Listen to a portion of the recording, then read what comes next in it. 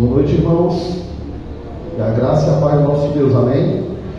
Desde já quero agradecer a presença de todos. Hoje está nos visitando o Ângelo e aquele e sua família. Seja bem-vindo, irmão, em nosso meio, e que Deus te abençoe ricamente. Você e sua família, amém? A igreja está feliz com os nossos visitantes? Amém! Amém! Irmãos, a gente tem os avisos da semana, a gente temos culto de doutrina na quarta-feira, a partir das 19 horas, e culto de escola bíblica dominical pela manhã, de 8 às 10, e esse culto de adoração das 6h30 às 8, amém? Esses são os avisos da semana, a escala de quem vai estar realizando funções nessa quarta-feira eu tenho colocado no grupo. Irmãos, eu dei uma parada na exposição que nós estamos vendo em 1 Pedro, devido ao domingo do Dia das Mães e um domingo antes do Dia da Ceia, mas quero estar dando continuidade. Nós estamos vendo 1 Pedro, capítulo 3, vamos ver do verso 8 ao 16. Convido a igreja desde já está abrindo. Massa.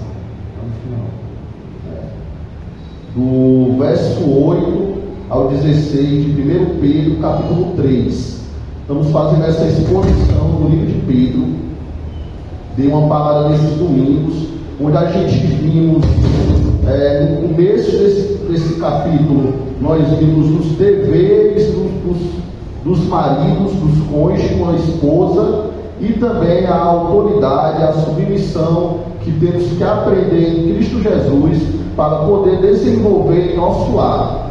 Pois hoje eu quero estar trabalhando um tema que para mim, um tema muito importante para a igreja do Senhor, que é cultivar o amor cristão. E aqui na nossa descrição bíblica encontramos o tema o amor fraternal. Amém? Quem for achando pode ficar de pé em respeito à palavra do Senhor. E nos diz assim o texto aqui na palavra de Deus: finalmente tenham todos o mesmo modo de pensar, sejam compassivos, fraternalmente amigos, misericordiosos, humildes, não pague o mal com mal, nem ofensa com ofensa. Pelo contrário, responda com palavras de bênção, responda com palavra de bênção, pois para isto mesmo vocês foram chamados, a fim de receberem bênção por herança. Pois aquele que ama a vida tem dias felizes. Refreia a língua do mal e evite que os seus lábios falem palavras enganosas. Afasta-se do mal e pratique o bem. Busque a paz e empenhe-se por alcançá-la, porque os olhos do Senhor repousam sobre os justos, e os seus ouvidos estão abertos às suas súplicas, mas o rosto do Senhor está contra aqueles que praticam o mal. Ora, quem há de maltratá-los, se vocês forem zelosos na prática do bem? Mas mesmo que venha a sofrer por causa da justiça, vocês são bem-aventurados. Não tenha medo das ameaças, nem fiquem angustiados. Pelo contrário, santifiquem a Cristo como Senhor do seu coração, estando sempre preparados para responder todo aquele que pedir razão da esperança que vocês têm. Mas façam isso com mansidão e temor, com boa consciência, de modo que naquilo que falam mal de vocês, fiquem envergonhados, esses que difamam a boa conduta que vocês têm em Cristo. Oremos. Senhor Deus, Pai bendito, muito obrigado, ó Deus, pela tua graça, pela tua bondade. Abre, ó Deus, o nosso entendimento, compreensão da tua santa palavra, o leque, ó Deus, de compreensão do que tu quer falar ao nosso coração. Que não venha ser eu, ó Pai, mas sim o teu Espírito Santo que habita em mim. É o que eu te peço em nome de Cristo Jesus. e já te agradeço. Amém. Podem sentar. Irmãos, cultivar o amor cristão. Um pastor amigo de longa data falou certa vez algo bem interessante para mim, que eu sempre espere o pior das pessoas, para quando acontecer o melhor, eu me alegre, e assim eu veja a graça de Deus, e glorifique a Deus. E quando a pessoa fizer o pior a mim, eu não vou me espantar, porque eu já estou esperando, e vou retribuir o pior que aquela pessoa me fez com o meu melhor. Ouvi certa vez também de um pastor experiente, consagrado, experimentado na palavra, que estava prestes a fazer uma cirurgia de alto risco, e ele recebeu uma visita de um amigo que foi orar pela vida dele no hospital. E ele falou ao amigo: logo cedo eu recebi a visita de uma enfermeira que olhou o meu prontuário e falou algo bem interessante. Ela olhou o meu prontuário e disse: estou vendo que o que te aguarda é o pior. Eu, porém, sorri para ela, isso ele dizendo para o amigo, e respondi: não, estou preparado para o melhor. Eu sou cristão, e Deus prometeu fazer todas as coisas cooperarem para o bem daqueles que amam a Deus. Ele falou para o amigo que nunca viu uma enfermeira sair tão depressa do quarto dele, depois que ouviu isso. Então, irmãos, temos que estar preparados ao convívio com pessoas, tanto a receber o pior como receber o melhor. Mas temos que entender, pela graça de Deus, que Deus sempre prepara o melhor para aqueles que o amam. Pedro escreveu esta carta a fim de preparar os cristãos para o fogo ardente da tribulação. E, no entanto, a sua abordagem foi otimista e positiva. Sua mensagem é preparar o crente para o melhor. Nessa sessão ele traz 3 instruções que devemos seguir a fim de experimentarmos as melhores bênçãos nos piores momentos. E por incrível que pareça, sempre quem faz a gente receber as piores notícias ou faz algo para nos ferir é aquele que nós menos esperamos. Essa é a dura realidade. E aqui no verso 8 ao 12, encontramos Pedro nos instruindo a cultivar o amor, a cultivar o amor fraternal. Observamos que o amor é um tema que se repete ao longo das cartas de Pedro. Não só o amor de Deus por nós, mas também o nosso amor pelos outros. Pedro teve de aprender esta lição importante na própria vida, e não foi fácil, não foi nada fácil. Jesus precisou de muita paciência com ele. O próprio Senhor precisou de muita paciência com Pedro. Devemos começar o amor pelo povo de Deus. E observe no verso 8 a palavra finalmente. Vocês estão acompanhando aí comigo no verso 8? Ela tem um sentimento de resumo. Parece que aqui Pedro, ele resume todo o livro com essa palavra finalmente. Nos dá aquela impressão de quando você termina uma leitura e vai dizer que finalmente o que você pode entender do que você leu.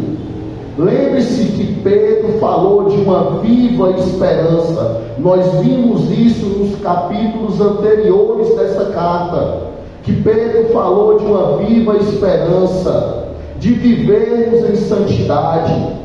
Ele falou que somos uma nação santa e temos uma vida cristã exemplar. falou também dos deveres do casamento. E aqui encontramos Pedro resumindo tudo isso no amor fraternal. Assim como a lei toda se resume no amor, também os relacionamentos humanos, como todos, se cumprem no amor. E isso se aplica a todo cristão em todas as áreas da vida. Sem o amor não conseguimos fazer nada. Esse amor fica evidente na igualdade de ânimo. A unidade não é o mesmo que uniformidade. Unidade é cooperação em meio à diversidade. Em meio aos desclínios da vida, vamos sempre encontrar algumas diversidades. Apesar de diferentes, as partes do corpo trabalham juntas em unidade. Até os nossos dedos são diferentes um do outro, mas trabalham juntos em um só propósito. Obrigado. Em um só propósito. O cristão pode discordar quanto à forma de certas coisas, mas também deve concordar quanto ao conteúdo e a motivação, e a nossa motivação para estarmos unidos em um só propósito é um só. É Cristo Jesus em nossa vida. Esse é o propósito principal para nos unir. Não há outro propósito, não há outro meio. O propósito é esse, a união em Cristo Jesus. O homem certa vez criticou os métodos de um evangelista muito conhecido trabalhar, D.L. Moody. E ao criticar a maneira de Moody evangelizar, Moody respondeu a ele: estou sempre pronto para melhorar. E perguntou ao homem: qual o método que você usa? O homem respondeu, confessou que não tinha método algum. Então Moody olhou para ele e respondeu: então eu fico com o que tenho, eu fico com o que eu já estou fazendo. Se não for para ajudar o outro a crescer, não critique. Se não for para ajudar ele a crescer, não atrapalhe. Se não for para ajudar na unidade, ajudar a pessoa a melhorar, deixe a pessoa continuar da mesma maneira que está fazendo. O melhor é servir do que parar.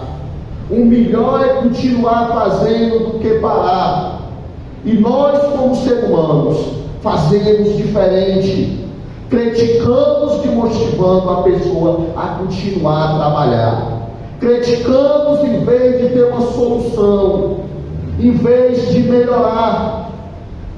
Qualquer que sejam os nossos métodos, o nosso alvo deve ser honrar a Cristo, ganhar os perdidos e edificar a igreja do Senhor. Nenhum de nós fazemos um trabalho para Deus, para nós mesmos. Nenhum de nós. E nem para o outro, por se achar melhor ou pior do que qualquer outra pessoa. Fazemos para Cristo. A importância maior é Ele. Não é eu, o pastor, e nem é você. É Ele. Algumas abordagens são fiéis às Escrituras, enquanto outras são claramente contrárias aos padrões bíblicos.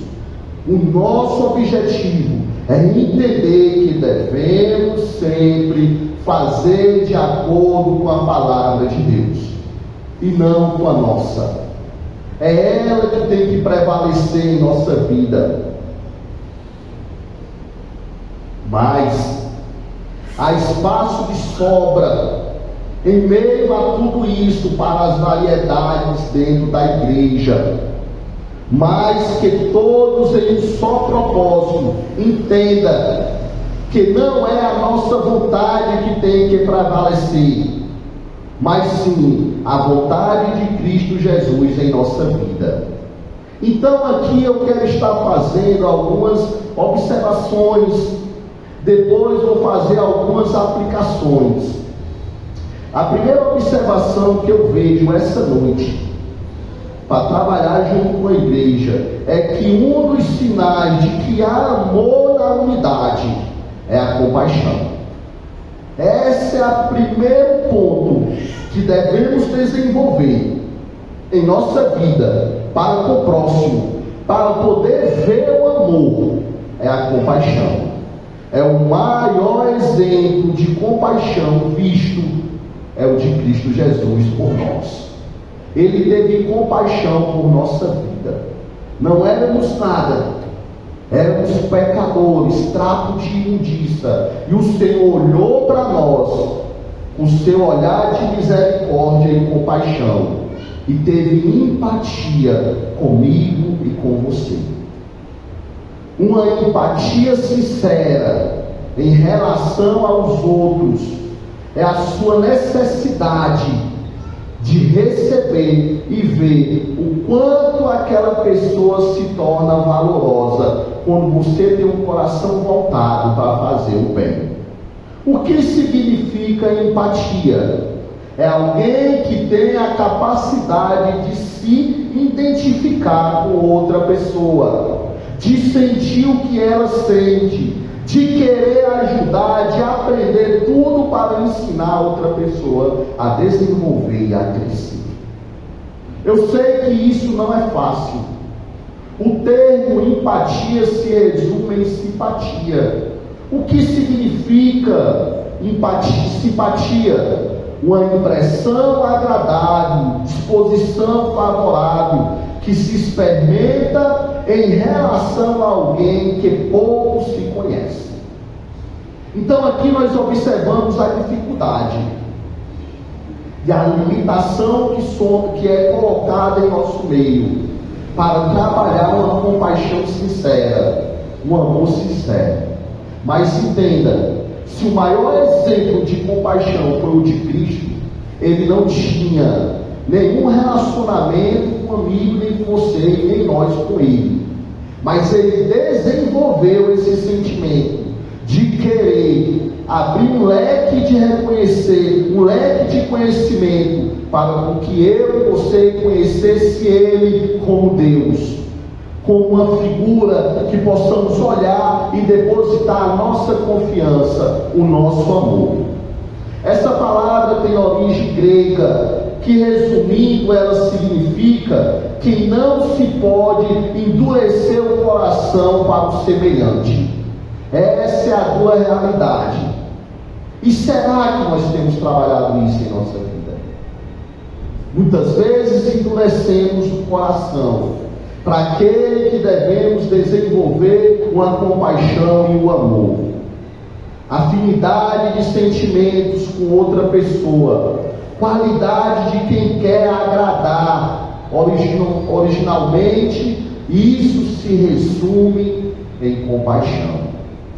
Deve ser compartilhar tanto as alegrias quanto as tribulações com a pessoa que está ao teu lado.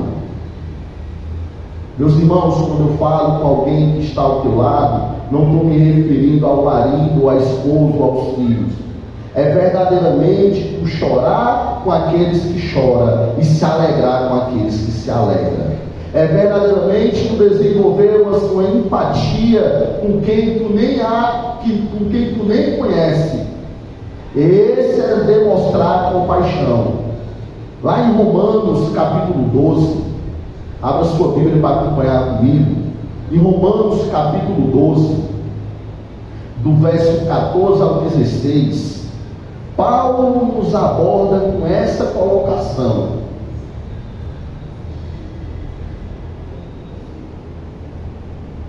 Abençoe aqueles que o perseguem, vocês. Abençoe e não amaldiçoe. Alegre-se com os que se alegram e chore com os que choram. Tenha o mesmo modo de pensar de uns para com os outros. Em vez de ser orgulhosos, seja solidários com os humildes. Não seja sábios aos seus próprios olhos. A paz é para isso, meus irmãos.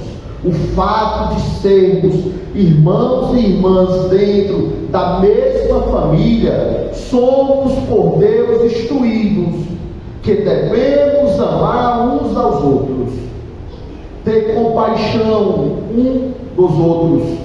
O amor revela-se na piedade, na ternura com o outro.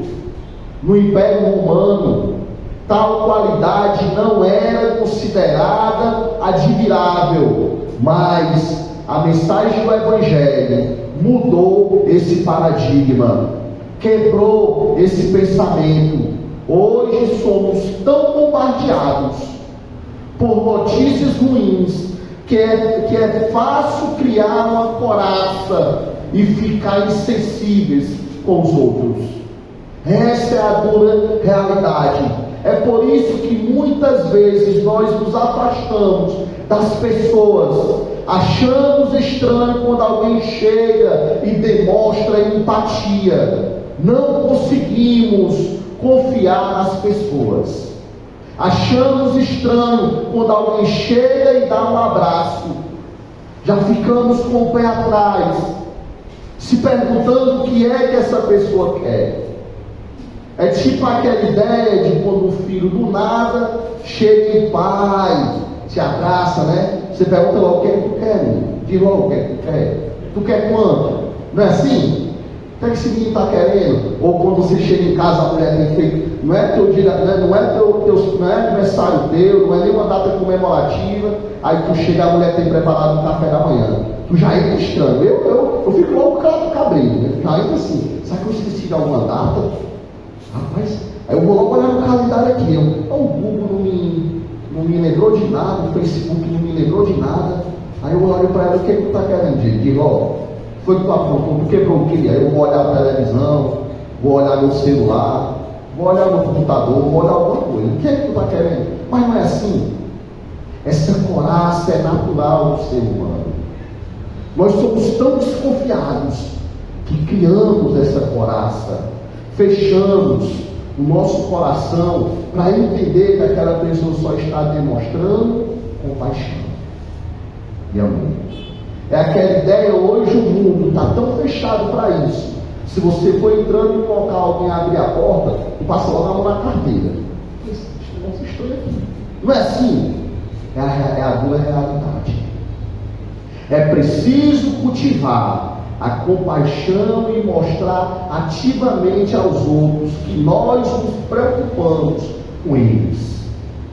Esse é o sentimento. Também é preciso ser humildes, pois a humildade é a base para a generosidade. É através dela que vamos entender e sermos generosos. A humildade é a base para a gentileza. E a pessoa humilde pensa primeiro nos outros e não em si. É por isso que a humildade não é vista por nós mesmos. É alguém que vê em nós. É alguém que observe essa qualidade em nós. Não é você se olhar no espelho e dizer, vixe, como eu sou humilde. Não. Isso é visto outra pessoa vendo em você. Não se deve amar apenas o povo de Deus, mas também amar os nossos inimigos. Isso é difícil, eu sei que é difícil, mas por demonstrar empatia, demonstrar compaixão, não é o mesmo significado de tu querer conviver, mas também é o dever de tu não pagar o mal com o mal. Essa é a realidade. Pois aqui eu quero estar fazendo uma aplicação para a nossa vida pessoal. Os destinatários desta carta passaram por certas perseguições pessoais, por fazer a vontade de Deus. Então, ao fazer a vontade do Senhor, nós vamos passar por perseguição. Bote isso em sua cabeça. Ao desenvolver o amor fraternal, a desenvolver a compaixão, você vai passar por perseguição. Vão lhe chamar de besta, vão lhe chamar de orgulhosos, de prepotente, arrogante, por mais que você não seja. Vamos passar por perseguição. Pedro, ele advertiu que a perseguição oficial estava prestes a começar, de modo que deveriam se preparar. E a igreja de hoje também deve se preparar, pois vamos ter tempos difíceis em nosso meio. Vamos ter tempos difíceis. Já estamos vivendo isso. Estamos vivendo em uma sociedade corrupta. Estamos vivendo em uma sociedade pecaminosa, onde os políticos tentam direcionar a nossa vida ao contrário daquilo que imaginamos, daquilo que Deus imagina para a nossa vida como família, como crente, como pessoa. Então, cada dia mais vamos enfrentar perseguições e problemas. Então temos que estar o quê? Preparado. E esse preparo só é adquirido em nossa vida através de Cristo Jesus, é através do amor e da compaixão pelos outros. O zelo, o cuidado que temos que ter um pelos outros, pois a igreja de hoje também vai passar por perseguição. Como cristão, vivemos em um de 3 níveis. Entenda, como cristão vivemos em um de 3 níveis. Eu vou estar falando de 3 níveis agora, e eu quero que você se identifique em qual nível você está vivendo, para melhorar. Se você não estiver vivendo um nível divino. O primeiro nível é o nível satânico.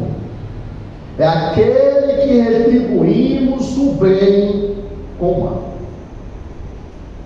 Pastor, mas isso acontece dentro da igreja? Sim. Sim. Lembre-se de onde foi que o Senhor falou que vai brotar o joio? No meio da igreja. Lembra-se que o Senhor fala que quando aquele chega para ele e diz: expulsei demônio em teu nome, curei em teu nome. Ali ele está se referindo a descrentes? Não. E o que é que o Senhor diz? Te aparta de mim, maldito, para o fogo eterno que eu não te conheço. Então, tem sim, dentro da igreja você está vivendo esse nível satânico, pagando o bem com o mal. Eu já vi pessoas trabalhando nesse nível comigo. Deus sempre está fazendo bem, aquelas pessoas sempre está retribuindo com o mal. E eu não entendi. Hoje eu compreendo que elas estavam vivendo esse nível satânico. O segundo nível é o nível humano. É aquele que retribuímos o mal com o mal. É aquela pessoa que pensa: se bater de frente comigo, eu bato de volta. Se pisar no meu pé, eu piso dele. Se me tratar com ignorância, eu trato do mesmo jeito. Se me der uma tapa, eu devolvo. Eu resolvo minhas coisas assim. Eu não levo desaforo para casa. Não é assim? Já ouvimos isso? E é de pessoas crentes. É de pessoas crentes. Pois eu sou assim, eu não como desaforo. É o nível humano, pagando o mal com o mal. E o terceiro nível é o nível divino. É aquele que retribuímos o mal com o bem. Aqui é onde a pessoa te faz o mal e tu continua desenvolvendo o bem na vida dela, ajudando ela a crescer, ajudando ela a mudar. Esse é o nível divino.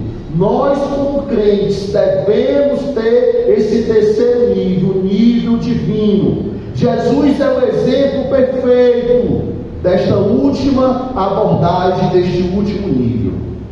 Ele sempre trabalhou o nível divino e nos instrui a trabalhar esse nível.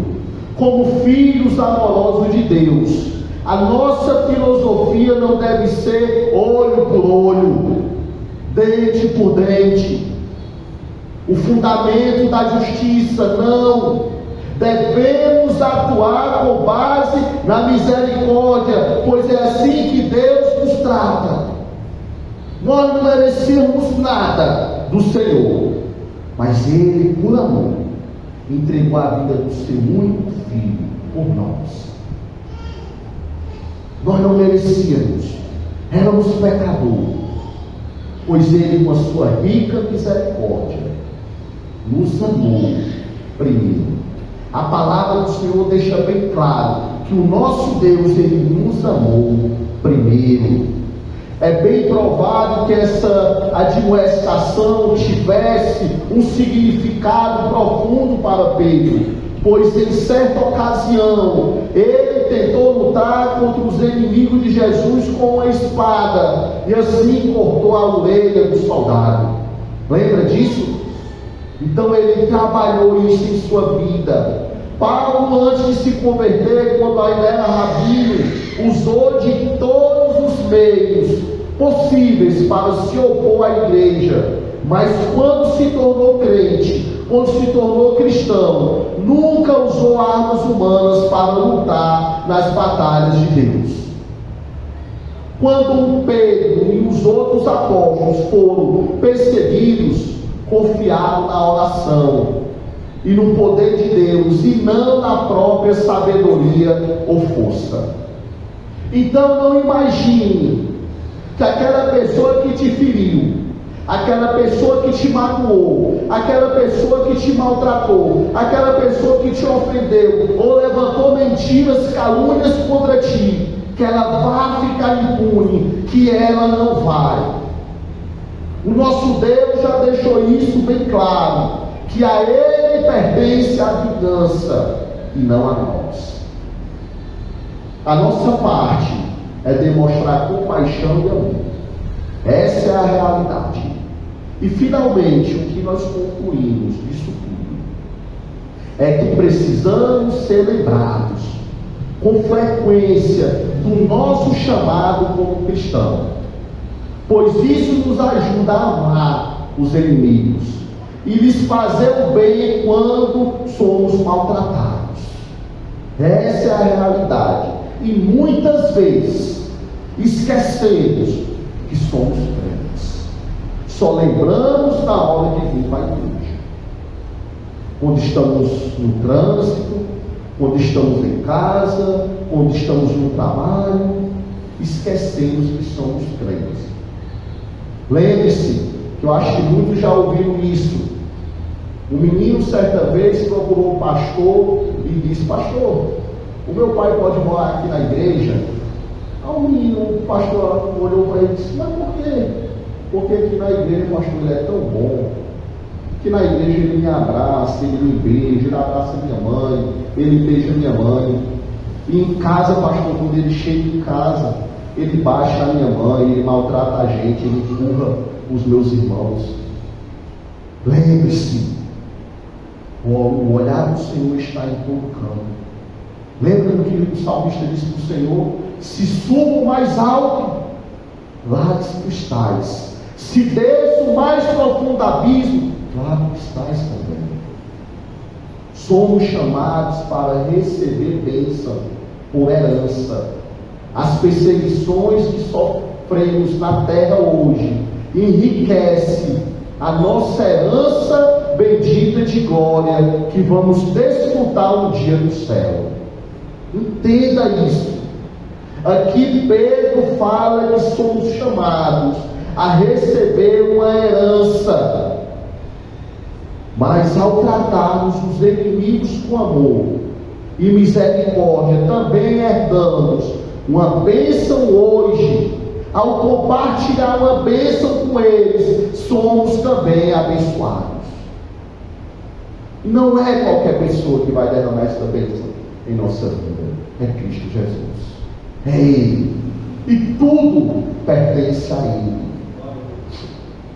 A perseguição pode ser um tempo de enriquecimento espiritual para o cristão. Os santos mártires da história da igreja dão testemunha desse fato lá na galeria dos heróis da fé, em Hebreus 11. foram perseguidos, mas o nome deles está na galeria dos heróis da fé. Vocês, nós como crentes, vamos ser perseguidos, mas o nosso nome está escrito no livro da vida. Para que bênção maior do que isso? Devemos amar uns aos outros, amar os inimigos, e amar a vida e amar a Cristo sobre todas as coisas. Esse é o ponto principal. Esse é o ponto principal em nossa vida, para trabalharmos a compaixão, o amor e a misericórdia. Amém? Hoje está chamando o irmão Márcio, que ele tem um hino para cantar. Depois eu vou estar orando e dando a bênção sacerdotal.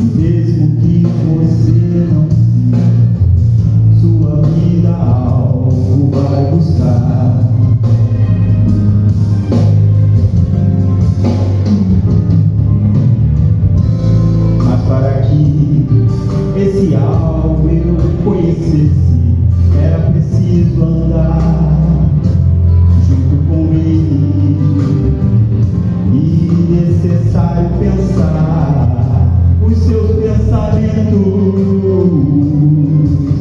e amar pessoas com o seu amor, conhecer também de perto a dor e os vales mais profundos,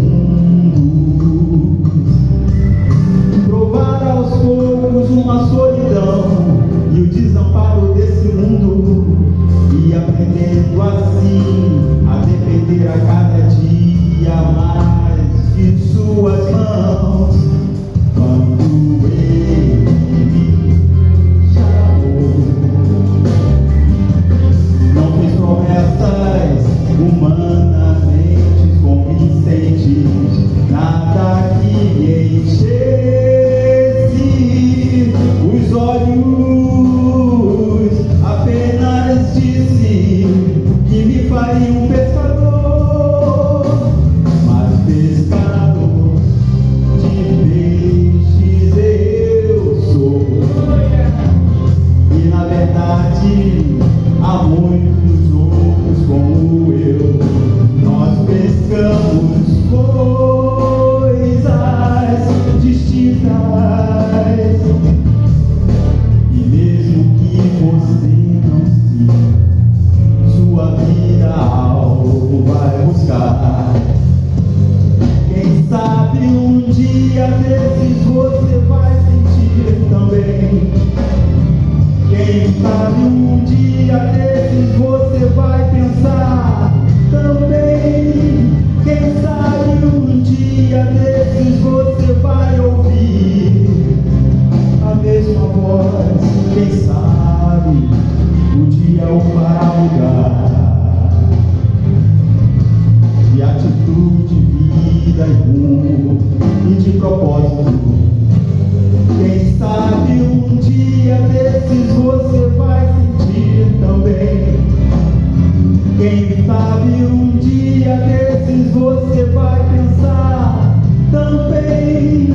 Quem sabe um dia desses você vai ouvir a mesma voz. Quem sabe o dia o fará mudar. Quem sabe o dia o fará mudar de atitude, vida e rumo e de propósito. Glória a Deus.